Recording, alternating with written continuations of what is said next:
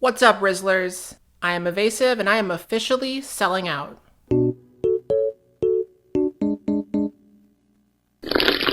So, Ohio. Ohio has seen a crazy surge in popularity in recent years as the funniest state in the United States of America. Move over Texas, move over Florida, move over New Jersey. Ohio is now the meme capital of the USA. And I get it, okay? Ohio is a funny place, and these Ohioans, they have everything. Vase henge, corn henge, the world's largest basket, Drew Carey, a place called the Troll Hole, a flag that's not a rectangle, the Paul brothers. Ohio fried chicken is what it's called. But for as much as I appreciate the state of Ohio, I don't really have any experience with it. I remember going to Cedar Point Amusement Park with my family when I was like 11, but besides that one time, I've never been to Ohio, and honestly, unless someone invites me out there for a show or a convention or something, I don't think I ever will. But just because I can't physically go to Ohio doesn't mean I can't still experience Ohio from the comfort of my New York City apartment. And the only way to do that, of course, is by watching every movie I can find with the word Ohio in the title. And I know you're probably thinking, Evasive, what is this? What are you doing? And my answer is this. I'm desperate for views.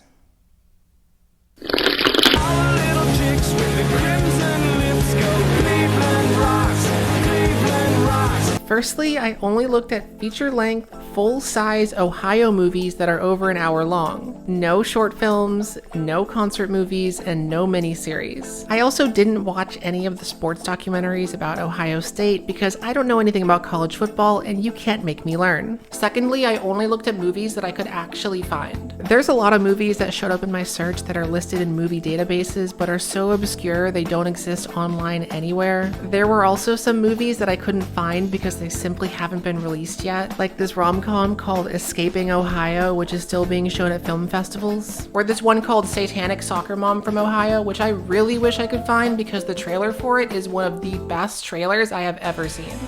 A soccer mom from Indiana. No, a soccer mom from Ohio summons a demon from hell. So with all that in mind, I scoured Letterboxd and IMDb and managed to find a grand total of 5 movies with Ohio in the title. And you're going to learn about all 5 of them. And hopefully by the end of this video, you'll be able to walk away and say, wow, I now know about 5 movies with Ohio in the title. This is a really stupid idea for a video. Anyway, now it's time to talk about today's sponsor, Lalo. Lalo is a sexual wellness brand that has been creating premium toys and accessories since 2002. No matter what your preferences are, Lalo has something for everyone. One new addition to the Lalo lineup is their premium Enigma Double Sonic Massager. Created with Lalo's exclusive Deep Sonic technology, the Enigma Double Sonic is a triple stimulation massager designed to stimulate the A-spot, which is a sensitive area located on the front wall about 2 inches deeper than the G-spot. Stimulating it can lead to a deeper, more intense climax, but because it's so deep, it can be hard to reach with fingers alone. The Enigma Double Sonic uses a flexible curved tail and deep sonic technology to massage the A-spot with sonic waves that reach where no other toys can. Combine this with the Sensonic technology on the clitoral stimulator, and the Enigma Double Sonic feels like nothing you've ever felt before. Plus, if you connect the Enigma to the Lalo app, you can access alternative controls and experience 2 additional modes, which is something you're definitely going to want to do once you feel what the Enigma has to offer. If a massager like this isn't your pleasure though, that's okay. Lalo has dozens of toy options for everybody. No matter what you're into, you'll find something to love at Lalo. So if you're ready to dive in, head on over to lalo.com and use my code EVASIVE10 to get a 10% stackable discount on all their classic products. That's promo code EVASIVE10 to get a 10% discount on all their classic products. Discount does not apply for new launches, including the Enigma Double Sonic. Learn more at the link in the description. Thank you so much to Lalo for sponsoring. Now let's get into the video. Down in Ohio, swag like Ohio.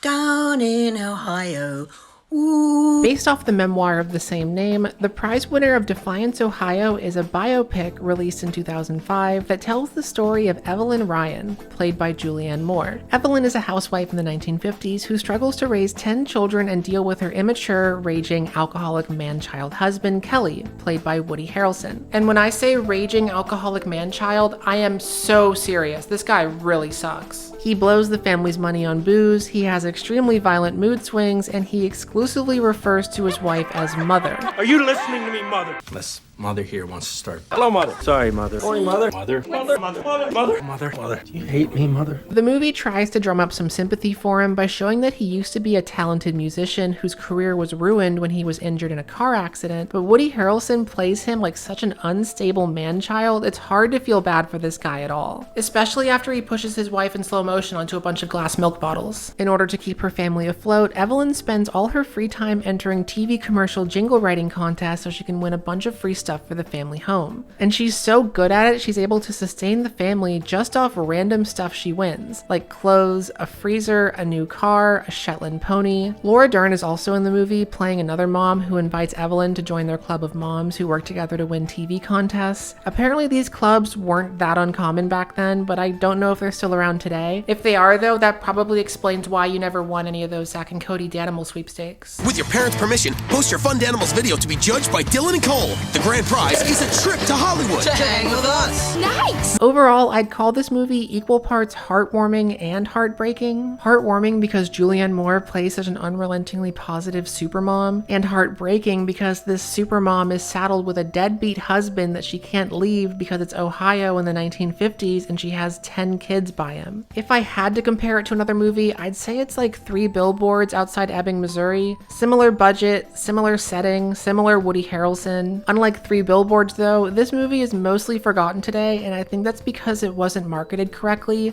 or marketed at all apparently. And that's too bad because this is not a bad movie by any means. I wouldn't call it a great film, it's kind of cheesy and cliche at points, but it's definitely not a bad movie and it doesn't deserve to be completely forgotten. But hey, if you never watch this movie and you completely forget about it after this video is done, at least promise me you'll remember this clip. Hey, you want to trade places with me?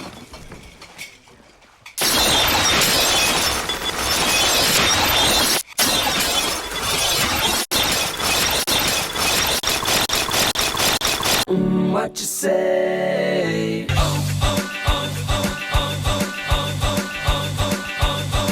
The O in Ohio, also known as the in Ohio, is an obscure sex comedy from 2006 starring Parker Posey, Paul Rudd, Misha Barton, Keith David, Liza Minnelli, and Danny DeVito. And if you're shocked you've never heard of this movie before, just wait until I tell you what happens in it.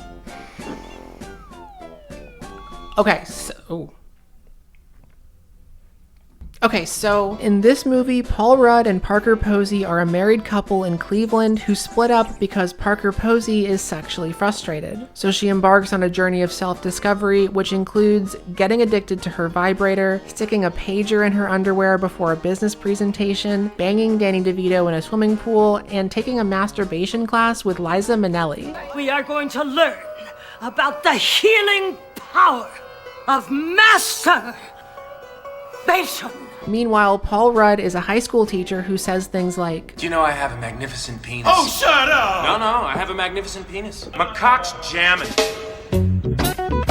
Sadly though, this is one of those movies that's a lot funnier to talk about than it is to actually watch. Parker Posey's character has some good moments, but a solid 1/3 of the movie is devoted to Paul Rudd's character having an unapologetic sexual relationship with one of his students. As you might expect, the movie makes it very clear that she's 18 years old and she seduced him first, which is super scummy and disgusting to watch, especially because Paul Rudd's character doesn't face any repercussions from it at all. In fact, the only reason he stops is because he runs into her dad at a Blockbuster, and that makes him feel bad about it. The whole thing is so nasty, and the implications of that resolution are so unpleasant, I don't even want to get into it. Besides that, most of the comedy in the movie falls flat on its face and isn't as funny as you think it would be. The delivery is stale, and none of the impressive supporting cast really get a chance to shine. As far as I can tell, this film made very little money and was basically sent straight to DVD after its release, which is probably why you've never heard of it before.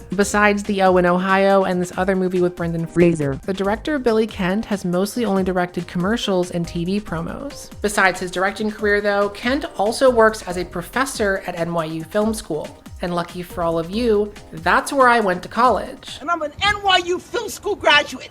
Sucker! I never had him as a professor, but I asked around and found out that my friend Mod Pop, who has a great channel you should check out by the way, did take one of his classes. Mod Pop told me that Billy Kent showed some of the film in class and revealed that it turned out bad because it was originally written as a drama but had to be reworked into a comedy in order to get funding. I can't find any official source for this of course, so I'm just going off what I was told, but after watching this movie for the video, I fully believe him. Everything about this movie is so stiff and awkward and it ends so suddenly you'd think that someone deleted the entire resolution to the story. It's definitely not a good movie, but if you watch it knowing that it was originally going to be a drama, a lot of what doesn't work about it makes complete sense. But hey, even if the movie didn't turn out great, at least it gave us this one incredible line from Keith David. A vibrator's not a dick replacement, you fucking Neanderthal. It's a dick teammate. Beautiful Ohio, in dreams again I see. 2006 was a big year for Ohio movies, I guess, because along with The O in Ohio, that year also saw the premiere of Beautiful Ohio, an indie movie about a dysfunctional family in Cleveland in 1973. The dad is played by William Hurt, the mom is played by Rita Wilson, and their sons are played by two actors I don't recognize. Also in the movie is Dawn Summers from Buffy the Vampire Slayer, the good wife from The Good Wife, and 14-year-old Jeremy Allen White, who shows up in a flashback for like 10 seconds. If you've never heard of this movie before, that's probably because it's not good. So, what's happening? We're Buddhist monks. It was produced by Hilary Swank and directed by Chad Lowe, an actor and TV director who never tried to direct another movie again after this. The basic conflict of the movie is that the older brother is really good at math and he has a secret language that only him and his best friend Elliot know. And also Dawn Summers is secretly living in the basement for some reason. And that's it. And what did you say, young man? Nemsamit. Pardon? Hovon ovece krem. Hazedazo. Kyan yoru. Servus! Servus! So obviously, yeah, script is not great, the cinematography isn't great either, but the real problem with the movie is the acting. Or maybe it was the directing that was bad, or the editing maybe. I don't know who's to blame, all I know is the chemistry between the characters is completely off. This is supposed to be a close-knit family, but the acting is so stilted and weird, it feels like they all barely know each other. Answer Mrs. Cubano's question. Pisant la tashro. Man, you know, it's great what kids do these days. They reinvent everything.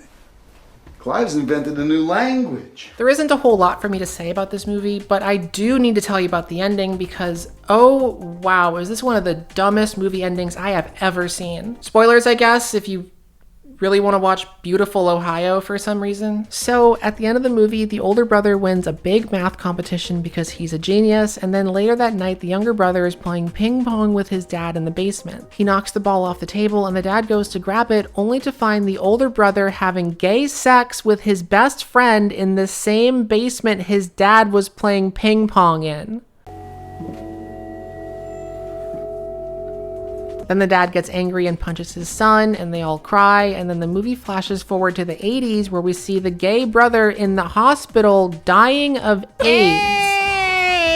And then it flashes forward again years later to the younger brother hearing two women speaking Hungarian, and he discovers the secret language his brother and his brother's lover were speaking was actually Hungarian the whole time. Are you Hungarian too, yes? Hungarian. No, I'm not Hungarian.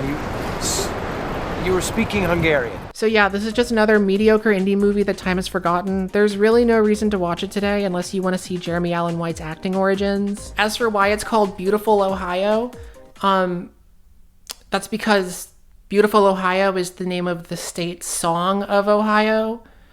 And at one point, some kids sing it. Drifting with the current down a moonlit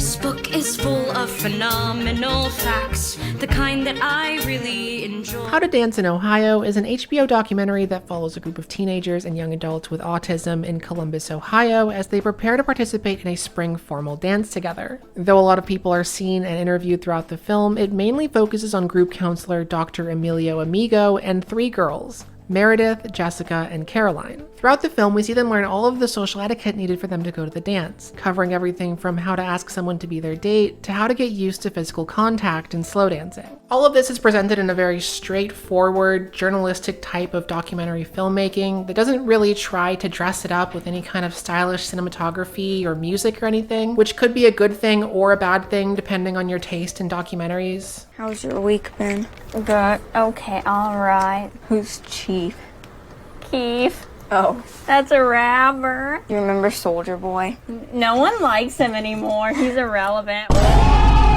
Oh my god! Produced by horror film powerhouse Blumhouse Productions for some reason, How to Dance in Ohio was recorded in 2013 and aired on HBO in October 2015. It won a Peabody Award for Best Documentary, and after that it kind of faded from public consciousness for a few years. Then in 2018, it reemerged with the surprise announcement that famous Broadway theater producer Hal Prince, known for his work on musicals like West Side Story and Sweeney Todd, would be producing a musical based on the documentary. Given his advanced age and the fact that he hadn't directed an original show in almost a decade, many assumed that this would be his final Broadway musical. Sure enough, this ended up being the case, as just a year after the musical was announced, Hal Prince passed away at the age of 91. Despite this, however, the show continued development with a new director and finally debuted on Broadway in 2023 as the first ever Broadway show to have characters with autism being played by actors with autism. If you've met one autistic person, you have met one autistic person. You are now meeting 7 autistic people.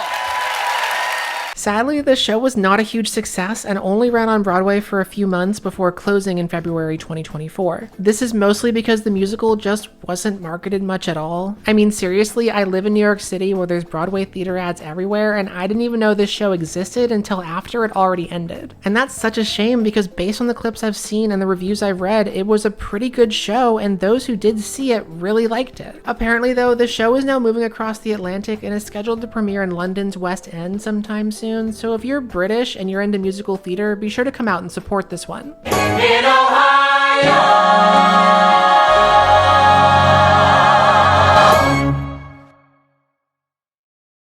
Thoughts on Ohio? Fucking sucks! Ohio Walnuts is a documentary film about Ohio-based artist Sparks McFly and his friends as they attempt to conceptualize, write, record, and produce a rap album over the course of just 7 days. Or at least that's what the description would have you believe. Really, this is more like an 80-minute long vlog that some teenagers recorded together during summer break in Cleveland, Ohio.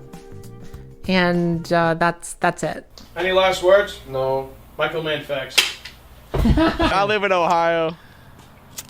We don't got weed out here, we just got this. Oh my god. The movie/vlog was created by Jack Luddy, a Connecticut teenager who got $2,000 from a GoFundMe campaign to make the project. As far as I can tell, Jack and his friends used that money to get a hotel in Cleveland for a week in July 2022, and then they just recorded themselves having a fun time making bad music together. And just to be clear, that's not me calling it bad, that's the movie itself calling it bad.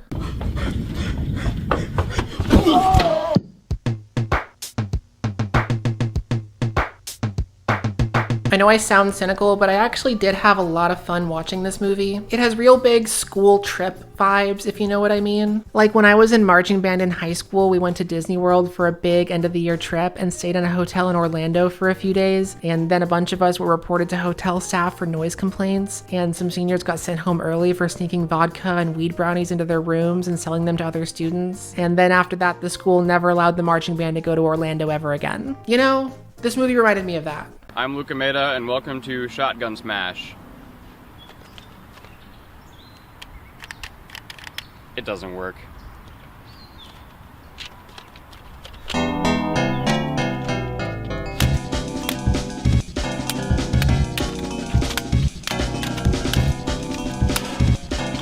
It It feels weird to even talk about this movie because I feel like I wasn't supposed to see it. It doesn't have very many views, and if it didn't show up on Letterboxd when I typed in the word Ohio, I probably never would have found it. It's kind of surreal, like watching a home video made by that group of guys you went to high school with. You know the guys I'm talking about. Everyone knew guys like this in high school. I knew guys like this in high school. You knew guys like this in high school. Your parents knew guys like this in high school. And yeah, these guys might be Zoomers, but no matter what era you grew up in, there's something so timeless about seeing a funny 18-year-old show off his Lego collection in a wood-paneled basement. This is Adam Sandler from Uncut Gems. Look at that. Arno! They turned me into a bricks, Arno! There's some great 2022 moments in here too. There's a bit where the boys go see the Elvis movie. There's a bit where they eat licorice pizza. There's a bit where they contemplate the future. Like 2024, you know what I mean? The fuck is that gonna look like for me? I have no idea. Right, I'll have graduated.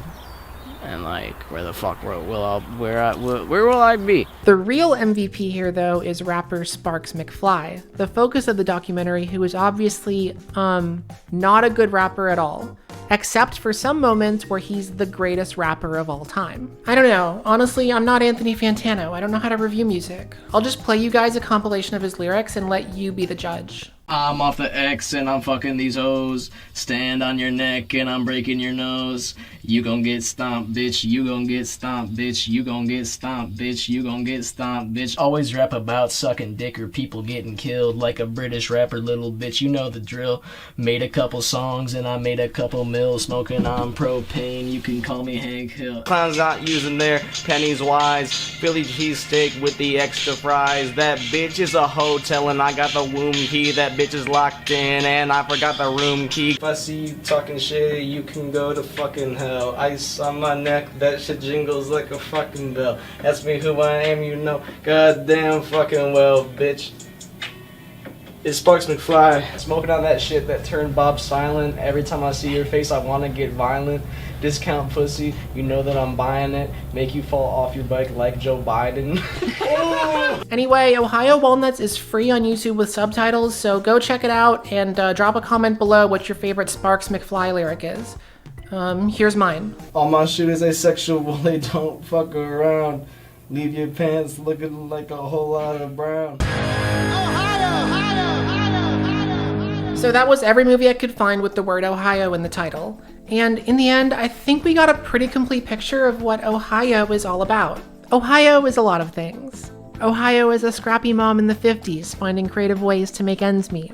Ohio is a woman with a vibrator addiction who has sex with Danny DeVito in a swimming pool. Ohio is a mid-indie movie that becomes an AIDS drama in the last 10 minutes. Ohio is a heartwarming HBO documentary that gets adapted into a Broadway musical. And Ohio is a bunch of high school boys having the time of their lives recording weird rap music in a hotel room closet.